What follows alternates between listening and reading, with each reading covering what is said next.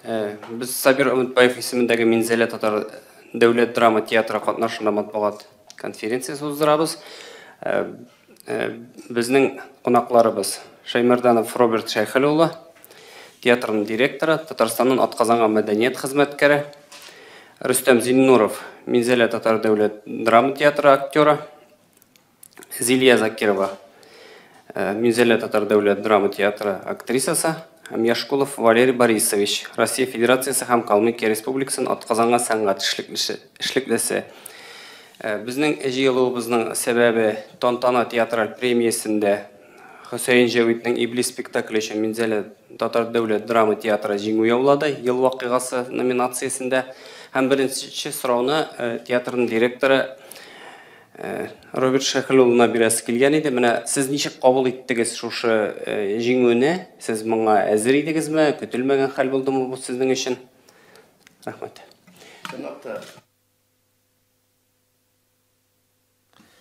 Чынлапта Минзеле театры өчен бу зур җиңү булды, зур вакыйга булды. Һәрбер театр наш Тантана театраль премиясының лауреаты буласы килә һәрбер театрның. Бигрәк тә ел вакыйгасы дигән иң төп призны алу безнең өчен зур куаныч булды. Бердән үзем өчен, бердән коллектив өчен, бердән яшьләр өчен. Бу инде безнең театрыбызны, аның иҗатын, артистларыбызның иҗатын, коллективның иҗатын тану дип атадык. Без бик рәхмәтле бу яктан.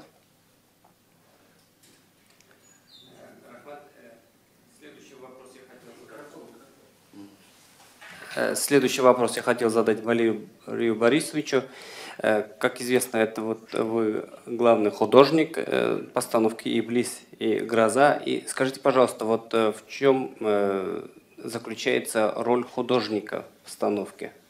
Как вы считаете?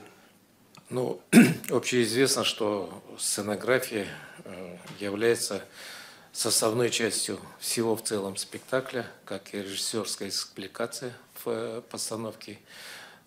Главная роль сценографа заключается прежде всего это передача внешней формы спектакля через определенные декорационные элементы, бутафорию, реквизит, грим, свет и так далее. Вот эти все составляющие и называются внешняя форма спектакля.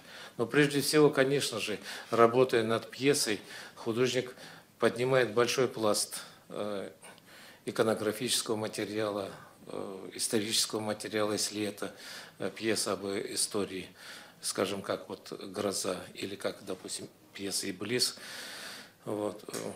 Поэтому любая деталь в спектакле на сцене, она должна точно отвечать тем задачам, той форме, которая поставлена прежде всего режиссером-постановщиком, ну и самое главное, чтобы она отвечала правде жизни. Скажем, в спектакле «Иблис» у нас есть офицеры турецкой армии. Естественно, я работая над этой пьесой и над этими костюмами, изучал военный костюм турецкой армии того периода. Это, как известно, действие происходит в период Первой мировой войны на Ближнем Востоке. Ну, скажем, в отношении спектакля «Гроза» Островска, то общеизвестно, что действие пьесы по договоренности с режиссером у нас происходит на Волге. Это было его автора заявлено в неком городе Калинове. Вот. Поэтому мое решение было сделано таким образом, что сам город Калинов находился не просто рядом с Волгой, а именно прямо на реке Волга. Соответственно, и все эти тротуары, проходы были мостками, определенными деревянными мостками, которые и определяло движение, направление жителей городка Калинов в определенном русле. И это создавало определенный смысловой оттенок того, что город сам жил по определенным законам. То есть город Калиново – это старорусский город, в котором жили староверы. Вот, с такой махровой древней своей субкультурой и так далее. И вся вот та затхлая деревянная часть сценографии, она определяла вот ту внешнюю форму и задавала определенный тон спектаклю для того, чтобы зритель понимал, где происходит то или иное действие. Рахмат. Рөстәмгә сорау бирәсе килгән иде. Менә Рөстәм Иблис спектаклендә төп рольне башкарды, Иблис ролен. Менә сезгә Иблис булу авыр булмадымы? Рольгә керү. Юк, ничек булды бу? Иблис пьесасын бездә куеласын белгәч кенә мин шатландым һәм шундук хыяллана башладым шул роль турында. Һәм курыктым, уйларда булды шундый, миңа кем бирсен инде ул төп рольне, минем дефект белән, минем бу рәсемнәр белән дип, әмма минем бәхетемә Сергей Потапов миңа ул рольне бирде һәм мин барсына да әзерем, мин чәчне дә кырдым, кашны да кырып аттым. Шуңа күрә юк, авыр булмады, чөнки мин аны көттем. Менә сез кешедәге менә андай якты рольләр аның гомер буена кала, менә сез киләчәктә сезнең имиджыгызда Иблис булып калырмын дип курыкмыйсызмы? Равил Шәрәфиев әҗәл булып калган кебек. Дөрес булмастыр әйтүемме? Алла бирсә мин Иблис булып халык исендә Иблис булып калсам, мин шат буларым, чөнки миңа ул роль бик ошый, мин бик яратам ул рольне. Одна из любимых ролей булып калачак ул минем, ышанып калам. Халык мине шулай исендә калдырсын. Аңлашылды. Зилиягә сорау бирәсе килгән иде. Менә бездә Зилия, сез бит инде Островскийның Гроза әсәре буенча куелган спектакльдә Катерина ролен башкардыгыз. Бездә шундый фикер бар, халыкта дип әйтегән татар җәмәгатьчелегендә тәрҗемә әсәрләрен тамашачылар яратмый, карамый, чын татар драматурглары язган спектакльләрне генә уйнарга кирәк дигән. Менә сез рус язучысының әсәрендәге төп рольне башкаручы буларак әйтсәгез иде, халык яратамы? Халык ярата. Эш тәрҗемәдә генә түгел. Татар тамашачысын сүз белән генә тотып булмый. Рус классикасы ул күбрәк сүзгә корылган уен. Безнең соңгы чыккан бик күп халык йөри торган әсәрләр Иблис, Гроза, Түтиләр, алар өчесе дә тәрҗемә әсәрләр. Аларга халык йөри, безнең иң күп халык йөргән әсәрләр, безнең тәрҗемә әсәрләр. Менә татар театры ул беренче чиратта татар драматургларының әсәрләрен куярга тиеш дигән драматургларның фикере яңгыраганы бар. Сез килешәсезме моның белән? Бәлки сез әйтәсегез килә бугай. Бу сорауда хаклык бар.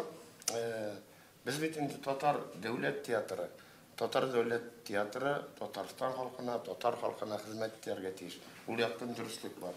Әмма ләкин читтә дә рус классикасы, Азәрбайҗан классикасы, башка матур әйберләр була торып, ник без аны куярга тиеш түгел? Менә сорау. Без шуны расладык. Рус һәм Азәрбайҗан классик әсәрләрен алып, Минзәлә театры куеп кына калмады, үзенә дан долдырып бит инде. Шулай булгач бу бигрәк тә татар театры, татар спектакльләрен генә куярга дигән сүз түгел. Әмма ләкин без аларны онытырга тиеш түгел. Татар театр драматургиясендә бик күп классик әйберләр. 2 елга, 1 елга или 1 елны икешәр без барыр бүтән театрларда татар театры классика әсәрләрне куеп килә. Сүз анда йөриш мәктә шулай. Нигә без тәрҗемә әсәрләрне алганбыз, нигә без башка милләт халкына куябыз? Куймаска дигән катгый карар юк. Кыргызны да куярга була, грузин әсәрендә үзбәкне дә, урыс һәм башка милләт вәкилләрне. Аны бит әле куюына туры. Аны ничек тамашачыга җиткерәсең? Менә Зилия дөрес әйтте. Бездә 3 әсәр, өчесе дә бу әсәрләр. Кичкенә генә Минзәләдә 9 тапкыр Александр Коровкинның Түтиләр спектакле булды. 9 тапкыр, анышлар. Хаман халық сұрай. 7 тапқыр енді біз қысқа ғана сұрақ ішінде қойзақ граза біз енді ешін яңғыр дейбіз. 5 тапқыр аншлаг білән қойзақ иблисіне міне 20 апрельде тағы бұла. Халық бетаңа қарап келмей, құлақ шынлар жетмей. Жетмеше тамашашы қайтып кетті. Тағы мен бір партия құлақ шынлар алырға деп заказ бердім. Ондай ейбір жоқ. Ғажап, кімгәдір ол қойбір театрға ауырдыр, бізден де Зелия дұрыс етті. Ондай қаршылық жоқ. Халық үйір. Рахмет, сұрауларға көшек. Татар. Булгар радиосы минем Рөстәмгә соравым. Менә бигрәк тә бу рус актерларын да көчләйне. Менә без кара кешеләрне уйнадык да, безнең язмыш шулай дөрес булмады дип зарланалар әмәс. Гомумән шул якта менә сез ултырда уйлаганыгыз бармы Иблистан һәм сез харафатларга ышанасызмы? Икенче сорау һәм өченче сорау без Казан тамашачысы бит инде ул бик иркән, әзберек, сез алар өчен чәчләрне, кашларны кырырга исәпләмисезме Табуркат? Рәхмәт. Үшінші сұрауға шындық жауап берем. Қырырға әзірлендім енді. Бұл мен әзір. Чөнки тамашашыны ялғанлап болмай. Шулай бірінші сұрауларыңызға не айтасым келе. Иблис ролін алғач та мен міне Рүзілі апаға мен сөйлегенім бар, мені әтияни танымай башладылар. Мен шалтыратып айталар, олым нәрсе болды сен білен, бек өзгердің, шалтыратын есің өзіңде ё болдың деп. Бұл арада мен оларға аңлаттым, ансыз мен шығара алмасым Иблисінің, мені Потапов сұрағанша еттіріп. Шоңа көре, бұл бетінде біздің роль әш бірнінде, міне әйе менің туғандар арасында көп динде болушылар, олар әйтелер енді, ой, нешік ойнесің ол рөліне нешік қорықмайсың деп енді Аллах Тәлі барысында көрәбет деп нәрсе деп етім, менің іш, мен бет Иблисіні ойнап, менің ышаныш Аллахқа кемемен бет, аңлайсыз? Соға көрәй, қорықмайым ойнаудан. Рахмет.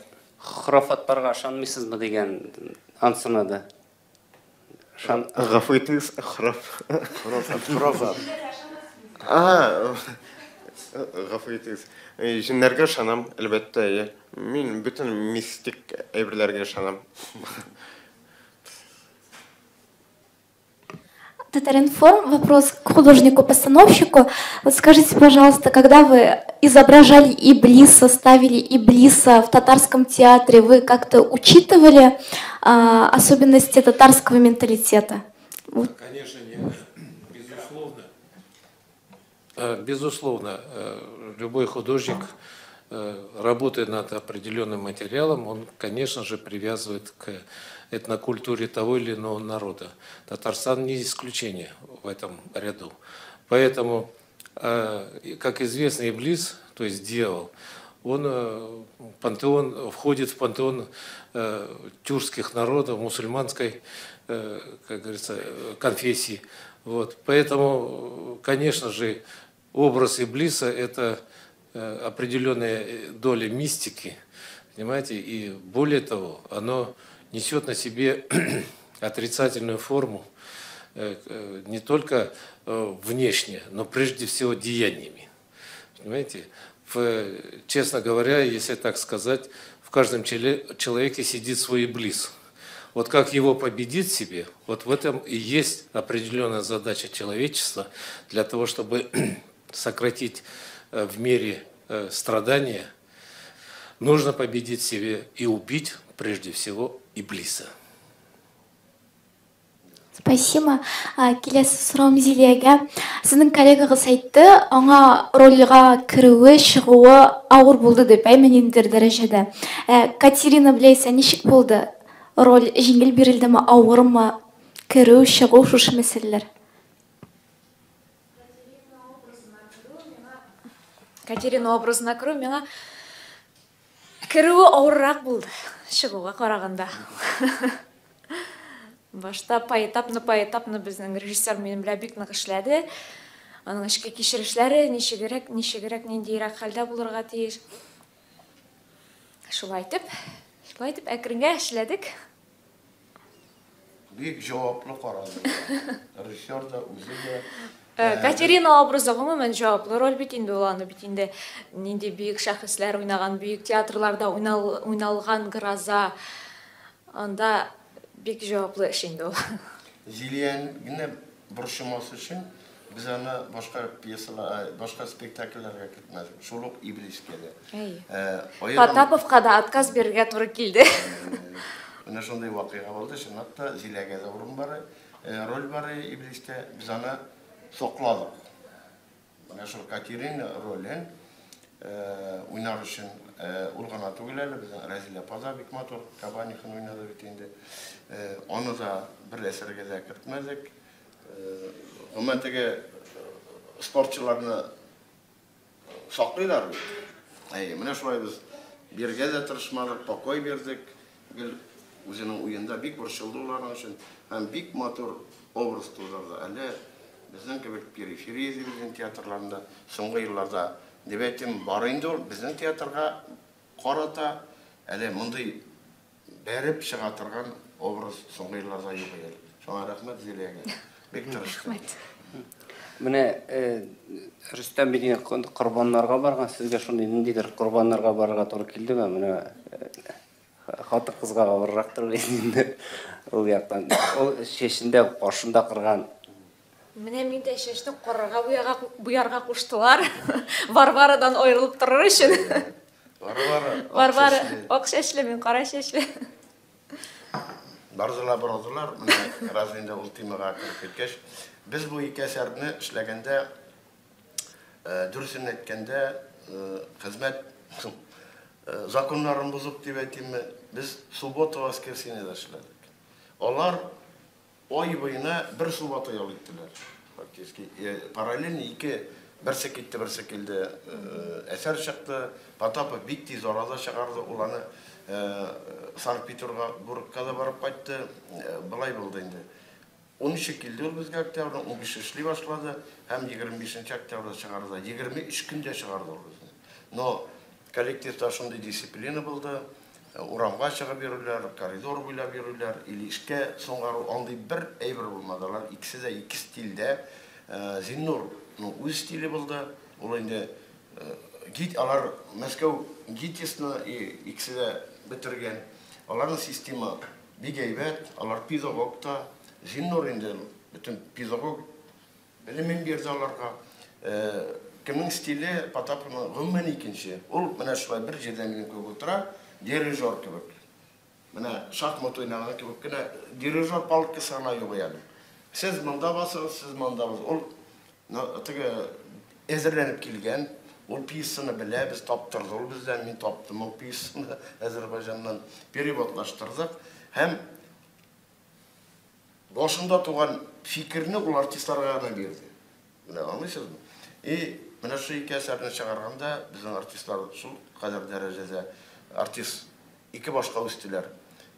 Училище бетергән белемнәрдән, институт белемнәреннән дә ортаграк белем алдылар дисәм теге мәзәгрәк булыр. Но шу ике айда алар настолько педагогик белем алдылар. Беләсезме, менә шуның белән дә без бәхетле. Без бит инде яңадан Мәскәүләргә барып, ГИТИСларда укып йөри алмыйбыз артистлар.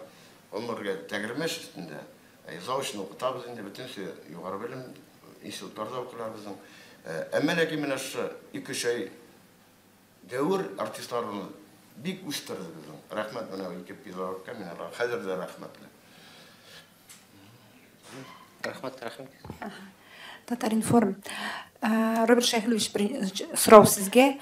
Менә сез гастрольләрегез башлана бит инде Казанда. 2 генә спектакль алып киләсез. Башка театрлар безгә 5-6 спектакль күрсәтәләр. Ни өчен шулай гына? Кая сезнең башка спектакльләрегез? Һәм икенче сорауны да биреп куям.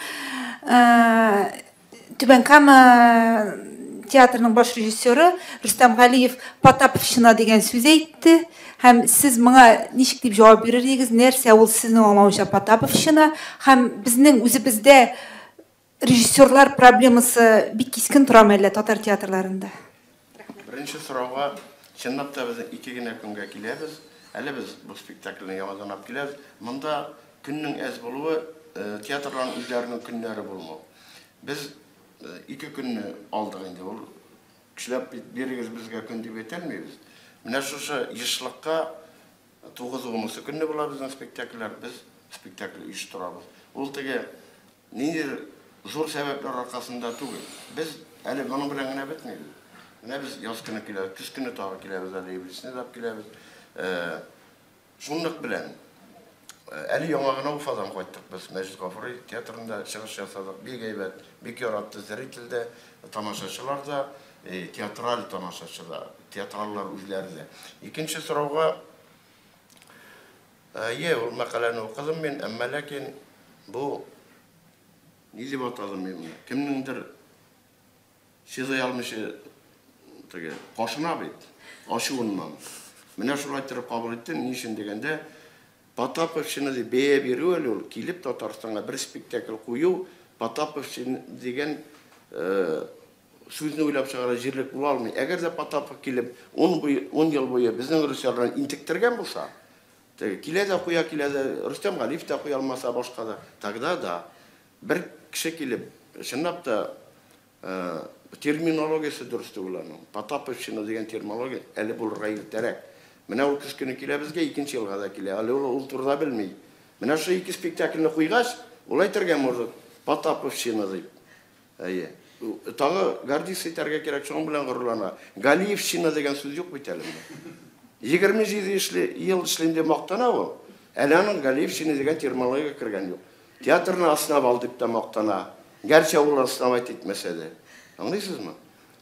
Без аның белән бер караганда ачу килсә дә, икенче яктан без аңа горурланабыз. Беренче килүендә Потапов шундый термин белән орден алып киткән икән, аңа куанырга кирәк. Ноябрь айында тагы килә, 2нче елга да килә. Безнең планнар бик зур. Бу нәрсәдән чыга? Ачыламасыннар, безнең режиссер, без дә бит тик торганнан чакырмыйбыз. Драматургияның әзрәк бер тирәдә турышы, режиссерның бер тирәдә турышы булганнан чакырабыз. Теге ничек дип әйтәм, кышытмаган җирдән ни түгел бит, чакыру түгел. Чынлап та ул якут, художникыбыздан калмак, куйган режиссерыбыз башкорт. Менә тагы башкорт килде безгә ахыр заманны куярга. Бу нәрсә турында уйларга җирлек бардыр бәлки. Бәлки безнең режиссерлар ул шул дәрәҗәдә куеп та җитермиләр. Драматургларыбыз язып та битерми. Ни өчен Мизелә театры урыс драматургиясенә һәм 2 әсәребез бар дидек бит әнә, Азәрбайҗан классигына. Знаешь, монда уйларлык җирлек бар. Бер карадан Потаповщина дигәнгә безгә ачу килмәде. Но Галиев үзе уйласын инде. Потапов уровеньна менеп җитәр микән әле? Тагы бер 50 елмы, 100 елдан соң. Мин шулай дип җавап бирәм.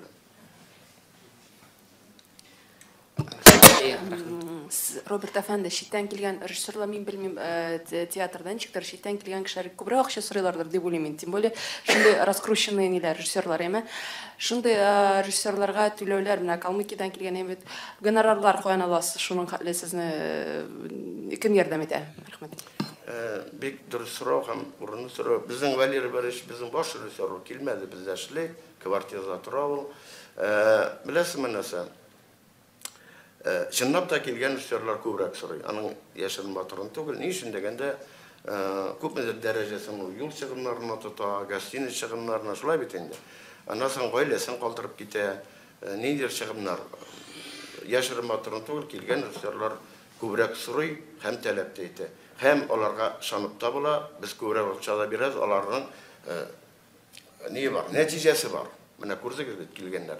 Аннан соң менә бу әйбәт сорау булды. Бу спектакльләргә безнең Бердәм Россия фиркаты Мәскәүдә Россиянең 149 театрына бик күп акча бирде. Безнең шәйендә уларны яшерен батырын түгел, аны яшәргә кирәк түгел. 4 миллион 800 мең акча бирделәр 2 спектакльгә.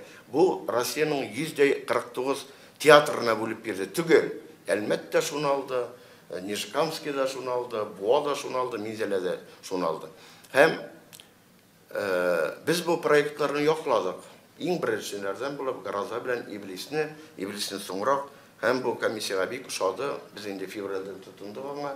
Һәм раслап кына калмадык. Без әйбәт күләмле матур спектакльләрдә чыгардык.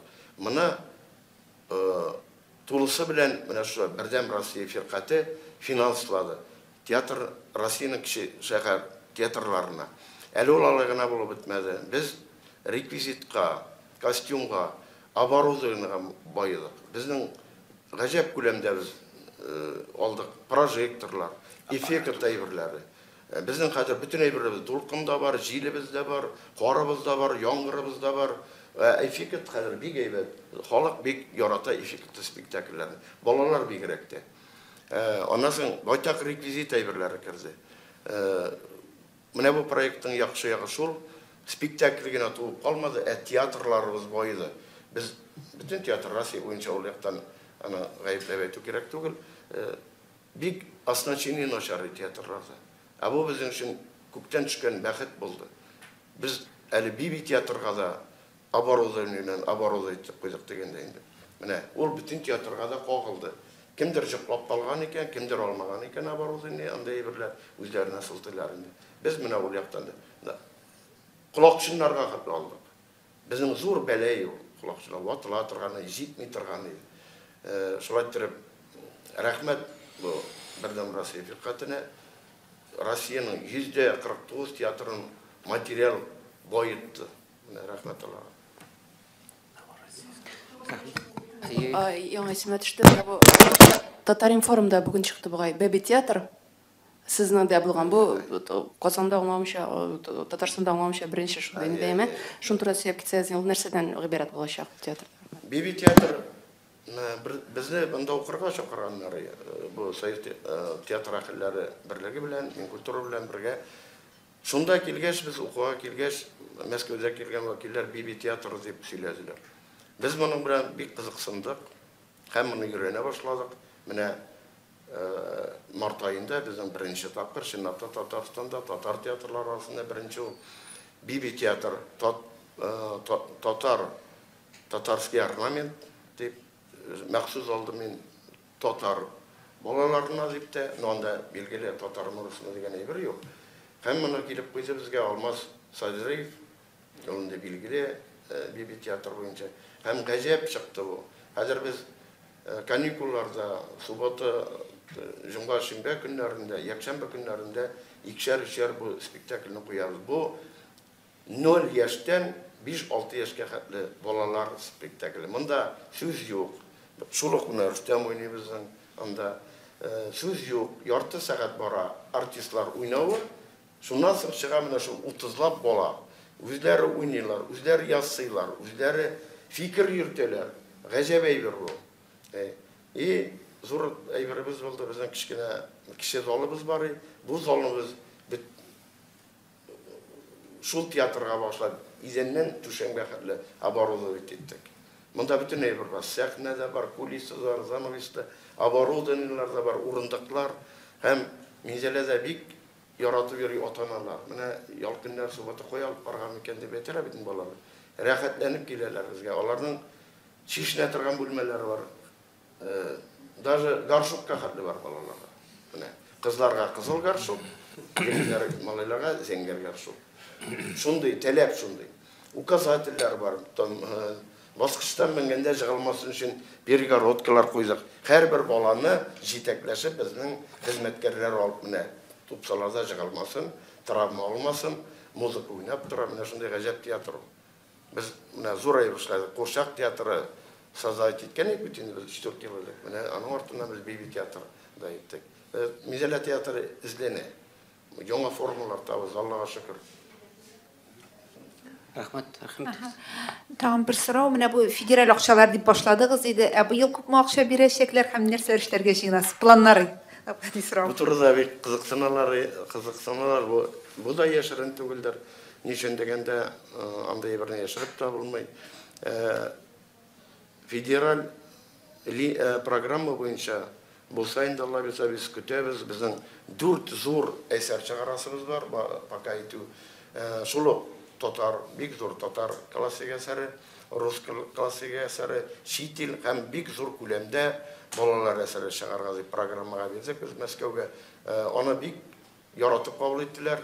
Менә тагы бер тапкыр Минзәлә театры самый хороший у вас проект. Проект түгел әле пока. Проектның яклысы бар. Өз диләсез. Теге сумканы икенче ягына әйләндермичә туктамыйсыз инде. Кешәне 6 миллион 800 мең акча бирәбез дип торалар бу проектка. Бу бик зур акча. Бу бик зур акча, 4 әсәргә дә җитә. Һәм дә инде тагы менә нидер без хәзер сәхнә технологиясе дигән әйбердә эзлибез. Хәзер алга китте Мәскәүләрдә. Менә спектакль куйганда күтәрелә торган әйберләр, үзләре йөри торган әйбер, круг дигән әйберләр, алар бик кыйбат, механический алар. Бәлкем шуларны да алырбыз. Менә соңгысын әйттем, сәрнашты миндә үзләсезгә. Татарлар күпләп яшәгән башка регионнарга сезнең гастрольләр оештырыламы шул ук Башкортстан? Алар сезне ничек кабул итә? Безнең бит театр бәхете тәгәрмәчләр өстендә. Элек үгезләрдә, атларда йөргәннәр, аннан соң трактор арбаларына, машина арбаларына күчкәннәр. Хәзер безнең бик шәп автобуслар бар, комфортабельный. Без һаман да юлда. Без Киров быел гына менә Киров өлкәсенә бардык, Марилгә бардык. Әле 2 генә атна Уфадан кайттык. Гомумән Башкортстан, Удмуртия, Чувашиягә да чыгабыз, Төмән өлкәләренә дә барабыз. Һәр вакыт юлда бик әйбәт кабул итәләр. Моңа инде Мизәлә театры элекке дануда ярдәм итә. Электән Мизәлә театры данлыклы театр. Шуңа күрә кая гына барып керсәк тә, о, Мизәлә театры килдегезме, рәхим итегез дип тора. Һәр хәлдә тамашачылар белән кискенлек калса да, ул инде безнең генә проблема түгел. Аны бүтән театр баргач белә, тамашачылар белән проблема бар. Ни өчен дигәндә, өлкән буын инде картайып китте, яшьләр кирип китәлмәде, телсезлек, менә тел өйрәтмәү, әдәбият өйрәтмәү үзен сиздерә. Һаман да шул урта буын, өлкән буын килә тамашачылар. Әле фестивальләр турында да әйтәсе килә. Безнең бу фестиваль спектакле Иблис безнең 9 июньдә Новороссийскийның диңгез культура центрында кичке сәгатьләренә хәлле билгеле 17 сәгать 30 минутта без фестивальдә катнашабыз. Бу бик престижный, бик дәрәҗәле инде фестиваль театров малых городов дип атала. Без бу фестивальдә менә 10 ел элек катнашкан идек. Мәскәүдә малый театрда уйнаган идек, менә быел инде Новороссийскийдә без анда 22 кеше барабыз, Алла белсә, үз кешебез белән. Инде көтеп торар 16 театр катнаша анда. Шул ук номинациялар була. Аннан башка Түрксой кызыксынды безнең белән. Бер Төркиянең бер шәһәре чакырган, без анда булган идек. Инде без икенче тапкыр бармыйбыз дидек. Азәрбайҗан мәдәният министрлыгы кызыксына, хәтта Хөсәйн Җәбитнең туганнары барлыгы беленде. Менә алар ишеткән, тапкан, безгә гастрольләргә килергә дип менә безнең язышу бара, нәрсә булып чыгар. Азәрбайҗан республикасы кызыксынды. Фестивальләргә бик күп фестивальләргә чакырулар без, Алла белсә.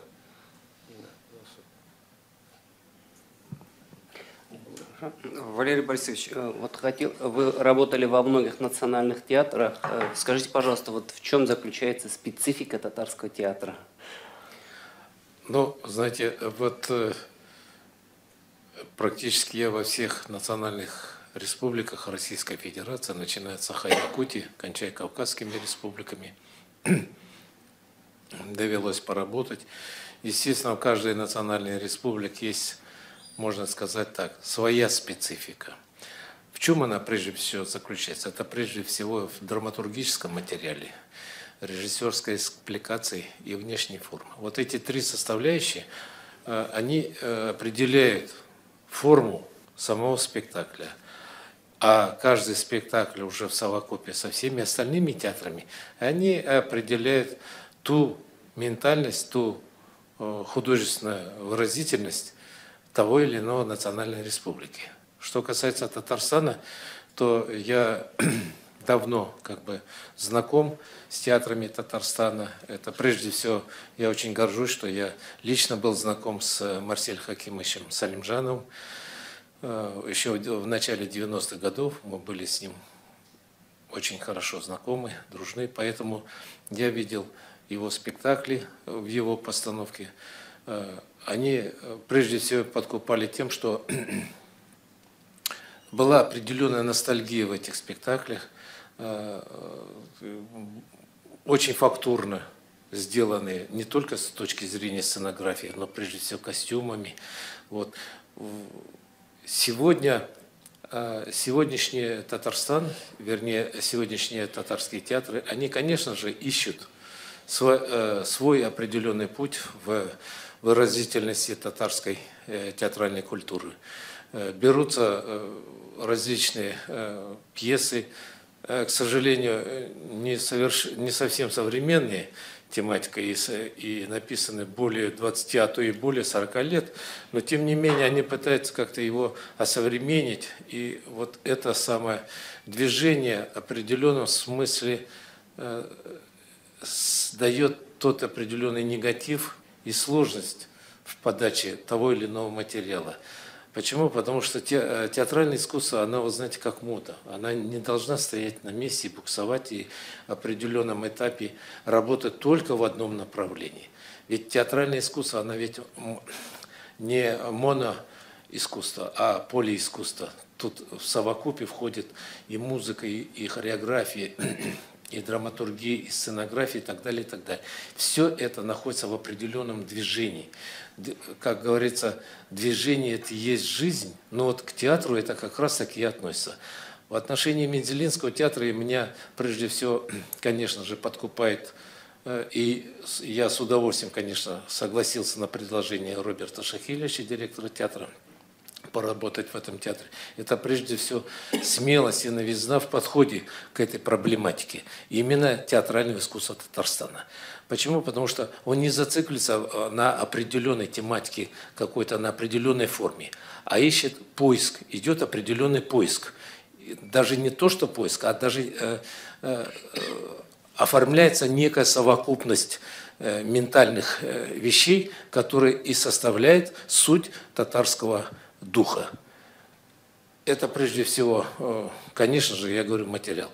Вот в спектакле «Иблис», казалось бы, ну, драматург азербайджанский, классик азербайджанской драматургии.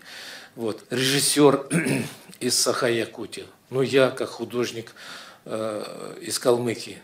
Вот, понимаете, разность вот этих национальных... Нурбек татарин. Ну, да, полицмейстер татарин. Разность, она дала определенный, понимаете, определенный толчок, и получилось, вы понимаете, хотя действие происходит на Ближнем Востоке, там больше, там турецкого больше, но тем не менее появились нотки и определенный персонаж татарский. Это было и в драматургии, там есть раненый русский офицер, на самом деле он оказался татарином. Вот. И поэтому есть в определенном смысле это слово подкупающая зрителя вещь, и она становится, ну, само произведение Иблис и сам дьявол, определяющий само существование этой пьесы. Но тем не менее, и через это проявляется движение татарского театра в определении своего направления. Это вот очень важно. Не надо бояться этого. Да, на любом пути есть определенные кочки, ямки, не без этого, но тем не менее, знаете, сидеть в одном болоте можно и протухнуть. Рахмат. Рахмат. Раб Шахилович, тагын бер сорау сезгә, комплименттан башлыйм. Мизәләдә гел шибәр актерлар булды. Менә хәзер дә сез шибәр яшьләрне алып килгәнсез. Аларны үз театрыгызда тоту өчен ниндидер җитәкче буларак ни дәрәҗә, ничек кайгыртасыз аларның яшәү шартлары, хезмәт хаклары дим, һәм икенче сорау, хәзер театр менеджмент дигән әйбер бар бит, сезнең шактый кичкенә шәһәр, менә шушы шәһәрдә театр тотуның һәм аңа тамашачы китерүнең нинди юллары бар? Әйе, Мизеле театр артисткалары матур деген сөз электе йөридер. Чынлап та безнең артистларыбыз да, артисткаларыбыз да бик матур, изге, кыяфәткә. Матур, артистның матур булуы ул теге яки бу образны чишүдә дә ярдәм итә. Артист йөзе белән матур булса, ул җырлый белсә, ул бии белсә, ул бәхетле артист. Ул аңа ярдәм итә образларны чишәргә. Холыкка якынайта шулай бит. Шундай бер бар. Безнең яшьләребез, безнең театрның служебный квартиралары бар. Алар килү белән шунда урнаштырабыз без. Фатир мәсьәләләре заманча уңай район хакимият башлыклары безгә бик хәйр фатихада булды. Инде хәзер инде заманнар үзгәреп, байтак яшь артистларыбыз безнең ипотекада торалар. Элек фатирларны бездә бушлай бирү булды. Гомумән интекмәдек. Берәү дә бер генә театр артисты да безнең урамда йөрмәде һәм йөрми дә. Һәм аларны без байтак кешене 7-8 кеше безнең бүгенге көнне институтта укый, училищеда укый. Алардан башка хезмәткәрләребез дә, специалистларыбыз да укый. Ул яктан да игътибар бирелә. Аннан соң нинди формалар безнең күп. Менә шу Урчак театры, Биби театр, спектакльләре ул һаманда стационар төс алсын өчен эшлибез без аларны. Хәзер бит чыгып йөрүләр чыгымны, кыйбат та тор, арендалар бик кыйбат, гостиницалар. Әмма без башка форма табабыз, менә без барып төшәбез икән, килеп төшәбез икән Мамашка. Мисал өчен әйтәбез, Илемес тимгә без ул көнне 3 спектакль уйныйбыз. Балалар бакчалары белән 1-2, мәктәп белән уйныйбыз 2-2. Гомумән әйткәндә театр бара икән, десант булып бара бер шәһәргә. Һәм ул артистларыбызга авыррак, әлбәттә 2 спектакльдә, кайберсен дә 4 спектакль уйнарга туры килә. Без менә шундый юл таптык. Юл чыгымнары, көндек чыгымнарны, кунакханә чыгымнарын кол әзәйтеп артистларыбызга хезмәт хакын күбәйтү ягында. Расходыбыз күпме, чыгымнарыбыз әз була икән, ул инде артистларның хезмәт хакында чагыла. Менә шундый формалар таптык. Чыгымны бәләкәйләтеп, кичкенәйтеп, ничек дип әйтим, табышны күбәйтү ягында безнең театр хәзер. Ни өчен дигәндә, шәһәребез кичкенә бит. Biz kün sayın stasionar spektakl куя алмыйбыз. Менә шундый формалар таптык. Рахмат. Сораулар. Минем яшь артистларга сорау. Сезнең театрда яшь артистлар арасында мөнәсәбәтләр ничек төзелә? Көндәшлек бармы һәм шушы театр биргән киңлектә сезгә кысык түгелме? Үзегезне бәлки башка проектларда да сыныйсыздыр. Рахмат. Рөстәм, сезгә биргән башлар. Рөстәм, давай. Микрофон. Яшьләр арасында мөнәсәбәт бик әйбәт. Көнләшү менә шундай бер юк дип уйлыйм. Булса да бер-беребезгә күрсәтмибез бәлки. Культур кешеләре. Аннар нәрсә демәкчем? Юк, безгә бит театр воля бирә. Без үзебез предлагает без менә мин татарча ярар. Менә күптән түгел фестиваль булды. Детский спектакльләрнең фестивале булды. Һәм от и до яшь артистлар үзләре уйлап чыгардылар. Безгә воля шундый бирделәр. Образларны үзебез уйлап чыгардык. Менә минем башка килде ходулиларда йөреп карарга. Почему бы нет дидек та инде Робертовый гел за менә шундай экспериментларга. Шуңа бик зур рәхмәт. Яшьләрнең воласы бар. Шуңа күрә безгә на стороне эшләргә дә кирәк түгел. Рәхмәт. Зилия. Мин дә кушылып әйтәм, безнең коллектив бик дус. Без бер-беребез өчен кулакларны тотып торабыз. Рольләргә килгәндә безнең яшьләр берсе дә буш тормый. Һәрберсенең үзләренең роле бар, үзенең эше, үзенең юлы. Без әлбәттә берничә. Без бер-беребез өчен шат кына. Сез үзегезне башка проектларда сыныйсызмы? Театрдан тыш. Театрдан тыш башка проектлар да юк. Әле Мин теге аниматорство деп татарчасын белмим. Аниматорство да үземне так күрсәтәм булып чыгам. Сынап карыйм, карадым инде. Күптән йөрим шул эш белән. Балалар ошата, йөриләр, таныйлар. Киләләр, менә бездә әйткәнемчә, миндә бер кеше Мизелә театрында балалар репертуары бик күп. Спектакльләре. Без 20 декабрьдан 31-нә көненә 4 спектакль уйныйбыз. 30-33 спектакльгә җыела ул. Менә күрәсезме, бер партия ялка сәхнәдә, алар бетерә, балалар ялкага төшәләр.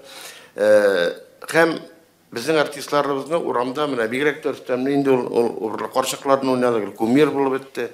Аңа детсадта да төртеп күрсәтәләр, мәктәптә дә. Шулай итеп яшьтән үк без артистларыбызны яшь тамашачыга да нык күрсәтәбез. Алар яшьләр популяр булып бетте балалар арасында да.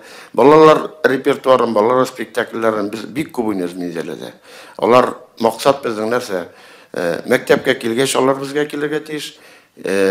Яшь вакытларында һәм инде тормыш йөген тартып барганда алар Мизеләдән театрдан аерылмасына. Һәм чынлап та аның нәтиҗәсе бар. Инде без 10 ел элек 1-нче класста укыганнар, хәзер безнең театрга йөриләр. Менә шундый кызык әйбер. Ул Казанда да бар андый әйбер, андый тенденция.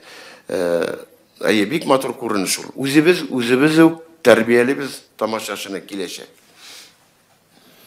Роберт Шәһәров, сезгә бер сорау бирәскә татар драматурглары турында. Сез ничек бәялисез менә татар драматургларының әсәрләрен? Сүз менә хәзерге драматурглар турында бара.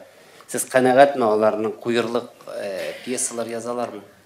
Гомумән әйткәндә, татар драматургиясе, татар режиссеры, гомумән татар театры бүгенге көнне начар биеклектә тормый. Менә әгәр дә инде кызыксынсаң, башка Алтай якларындагы башка театрлар белән безнең мөмкинлекләребез күп. Безнең драматургларыбыз да, режиссерларыбыз да күп. Аннан техник мөмкинлегебез, техникларыбыз да әйбәт. Без күреп торабыз, фестивальләргә киләләр, ватык-мытык машиналары белән, аларның оборудованиелары да юк. Алар бүгенге көнне интегә әсәр чыгарырга да. Әсәр без бер-беребездән сөйләшеп торабыз. Ул яктан бездә Аллага шөкер. Драматурглар дигән бик дөрес сорау бирдегез. Аны ниндидер дәрәҗәдә дип әйтеп булмый. Соңгы елларда сирәк гомумән алганда драматургия үсеш ала дип тә әйтәлмим, ни өчен дигәндә, алар бар. Актив драматурглар бар. Алар инде бирергә тырыша, Камал театрына безгә дә бирелә. Әмма гомумән алганда ниндидер зур үсеш дип әйтәлмим. Кирәге әлбәттә башка драма әсәрләренә күчмәскә, безнекеләрнең актив булуын теләр идем мин драматургларның. Ниндидер менә зур күтәрелеш или бер направление белән бара торган ни юк, кызганычка каршы. Бүгенге көнне театрларга үзебезнең авторларның, үзебезнең татар авторларның әсәрләре бик кирәк. Юк дәрәҗә дип әйтеп булмый, башка регионнар белән чагыштырганда, менә шулай диярем.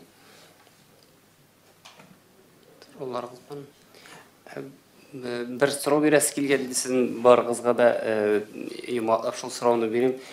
Узган ел менә безнең сәхнәдә югалтулар булгач, шундый сүз ишетелгән иде. Иҗат кешесенең исән вакытында кадерен белергә кирәк дип. Менә тамашачы ничек итеп кадерен белә ала? Сез ничек уйлыйсыз? Җавап бирә аласызмы шул сорауга? Ничек үзенең хөрмәтен белдерә ала? Артистмы? Тамашачы артистка, сәхнәдәге актерларга үзенең хөрмәтен, кадерен белүен ничек белдерә ала? Тамашачының иң зур хөрмәте зрительный залдан алкышы. Бүтән нәрсә кирәк бу артистка.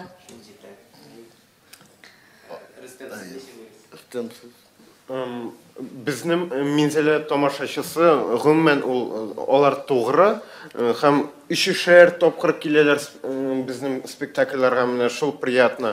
Менә бітен кіші айтыр еді, бір қораған айбірінен неге қобат қораға деп. Yok, бізнекілер келелер. Понимаю, ол менселеде ерір жер болмаған үшіндір де бәлкім. Ләкин, yok, мен ойлап тұрам, біз ұшаған үшін олар бізні қораға келелер деп. Міне, шында іш деп ойлайм. Анасы мезеле тамашашысы, міне 80 ел тәрбиеленген бейтенді ол. Олар, мен 26 ел ішлейм, әлі бір гіне тамашашының да бізге матур қоймадығы, спектакль біне бұл, фәлем міне деп шығып кеткен. Не ғажап, тәрбиеленген театрал тәрбиелі тамашашы. Мұндай тамашашы Уфада бар, һәм Бөгілме шәһәрендә. Менә не ғажап, алар сыра айырылып торалар, аларның кул чабулар, аларның фикер йөртүләре, рәхмәтләре. Безнең Мизелә халкы безнең театрны бик ярата. Рөстәм дөрес әйтте. Шөр караган кешеләр бар. Алар һәр вакыт рәхмәтле чыгып әйтәләр. Оценки бирәләр. Бик актив хәзерге матбугат чараларында язалар. Мизелә зәретел тамашасына без бик рәхмәтле. Гафу итегез, то есть артист тамашачының карап бетермичә чыгып китүе андый шырак булса, уларның ихласлыгы түгел, әдәпсезлеге дип саныйсыз димәк, әйеме? Юк, бу мәсьәләне без тоже уйлыйбыз инде. Менә безнең тамашачы берсегенә дә чыгып китми, әле титрларны әйтеп бетергәч, занавес ябылгач утыра Мизелә халкы, шуннап та шулай. Чыгып китү, чыгып китмәү, монда ике әйбер бар. Шуннап та әгәр дә әсәр шамый икән, 2 сәгать буе кеше түзеп тора алмый, һәм шул түзеп тора алмаганны ул чыгып китү белән раслый. Бар икенче әйбер. Демонстративны чыгып китүчеләр дә бар.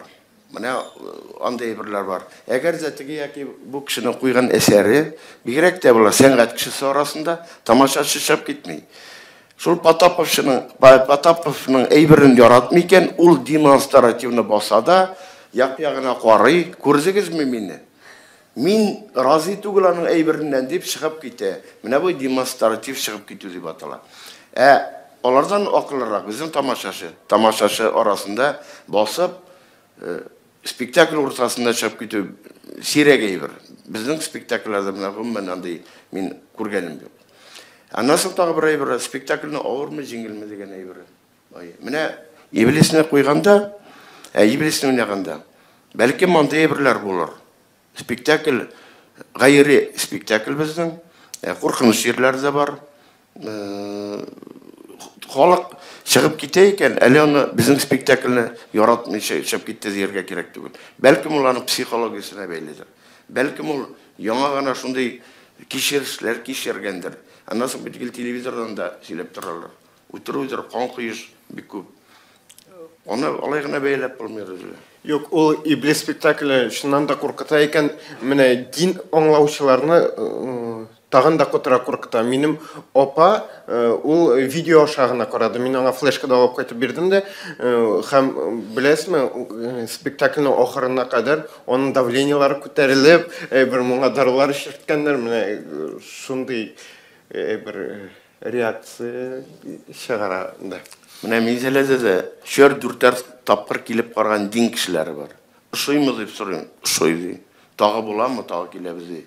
Бу спектакльне бер генә карау түгел, моны 2 карага кирәк. Гомумән аңлау өчен дигәнчеләр бар. Дин кешеләре карый. Ни гаҗәп, менә үзем дә аптырадым. Сорауларыгыз булмаса, рәхмәт. Арыгызга да спасибо. Рәхмәт. Сезгә рәхмәт. Сау булыгыз.